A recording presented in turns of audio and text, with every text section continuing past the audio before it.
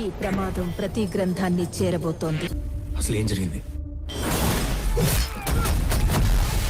నా గతం నక్షత్రం, నా ప్రస్తుతం ఊహాతీతం. 9 గ్రంథాలు వాడికి దొరికితే పవిత్ర గంగలో పారేది రక్తం. నువ్వు చేరుకోవలసిన మొదటి లక్ష్యం శ్రీరాముడు నడిచిన త్రేతాయుగంలో పుట్టిన ఓ ఆయుధం.